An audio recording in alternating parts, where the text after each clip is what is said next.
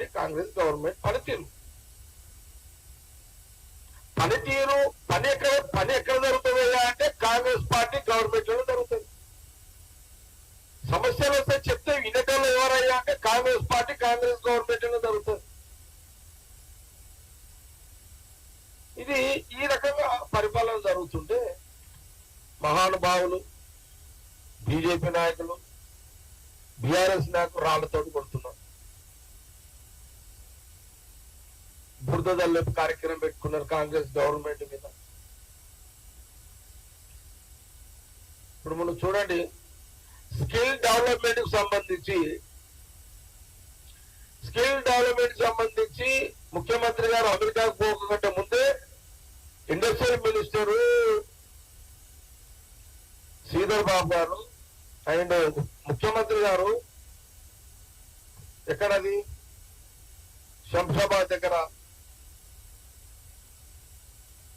ముచ్చెర్ల దగ్గర దాదాపు 60 ఎకరాలు స్కిల్ డెవలప్మెంట్ సంబంధించి అక్కడ శంకుస్థాపన చేయడం జరిగింది.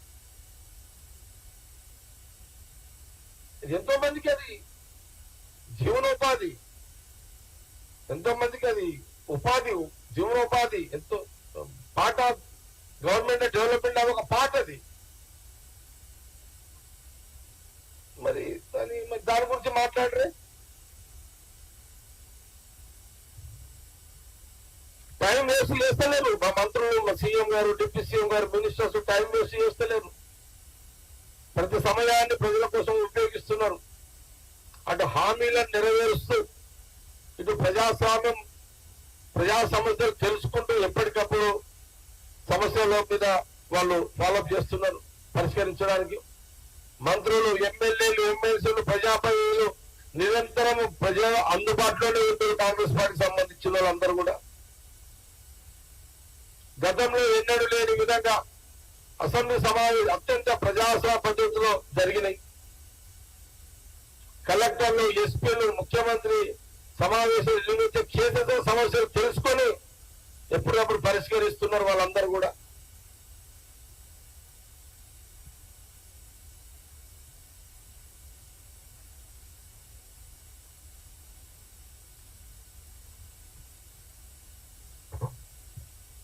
ఇప్పుడు ముఖ్యమంత్రి గారు శ్రీధర్ బాబు గారు ఇండస్ట్రీస్ ఐటీ మినిస్టర్, వారు ఇప్పుడు యుఎస్ఏ అమెరికా టూర్ లో ఉన్నారు.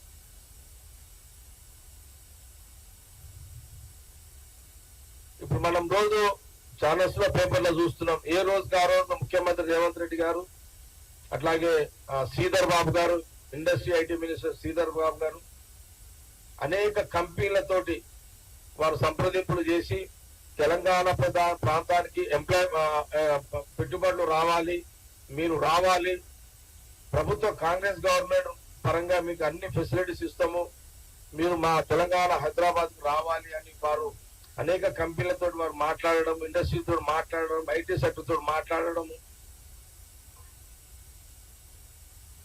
అదే ఇవన్నీ కూడా వారు ఎప్పటికప్పుడు అక్కడ జరుగుతున్నాయి.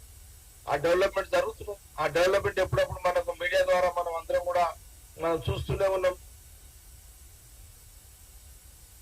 మీరు చూసారు, ఈ మహేంద్ర కంపెనీ చైర్మన్ గా ఎవరైతే మహేంద్ర కంపెనీ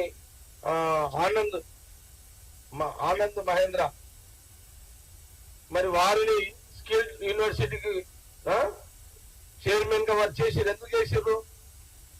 వారి అనుభవాన్ని. మహేంద్ర అనేది ఒక టాప్ ఇన్స్టిట్యూషన్, అది ఎడ్యుకేషనల్ ఇన్స్టిట్యూషన్, వాళ్ళకి చాలా పెద్ద వ్యవస్థ అది. ఆయన ఎందుకు చేసిండు? ఆయనకు రాజకీయంతో సంబంధం లేదు. ఆనంద్ మహేంద్రతో ఆనంద్ మహేంద్ర అనే ఒక